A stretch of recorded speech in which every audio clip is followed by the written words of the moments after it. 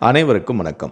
ரம்ஜான் பண்டிகை வார விடுமுறைக்கு சொந்த ஊர் போகும் மக்களுக்கு தமிழக அரசு வெளியிட்டுள்ள முக்கியமான அறிவிப்பு.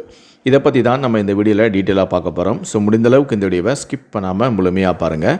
இந்த வீடியோக்குள்ளே போகிறதுக்கு முன்னாடி இந்த வீடியோக்கு ஒரு லைக் பட்டனை ப்ரெஸ் பண்ணிடுங்க. நீங்கள் இதுவரைக்கும் என்னோட சேனலை சப்ஸ்கிரைப் பண்ணாமல் இருந்தீங்கன்னா மறக்காமல் சப்ஸ்கிரைப் பண்ணிக்கோங்க. கூடவே அந்த பெல் சிம்லையும் மறக்காமல் கிளிக் பண்ணிக்கோங்க. சரி, வாங்க இப்போ நாம் வீடியோக்குள்ளே போகலாம். அரசு விரைவு போக்குவரத்து கழக மேலாண் இயக்குநரான ஆர் மோகன் வெளியிட்டுள்ள அறிக்கையில் கூறியிருப்பது என்னவென்றால், ரம்ஜான் பண்டிகை மற்றும் வார விடுமுறை தினம் என தொடர் விடுமுறையொட்டி சென்னை கீழம்பாக்கத்திலிருந்து திருவண்ணாமலை, திருச்சி, கும்பகோணம், மதுரை, திருநெல்வேலி, நாகர்கோயில், கன்னியாகுமரி, தூத்துக்குடி, கோயம்புத்தூர், சேலம், ஈரோடு, திருப்பூர் ஆகிய இடங்களுக்கு வியாழக்கிழமை 345 பஸ்கள் இயக்க திட்டமிடப்பட்டுள்ளது.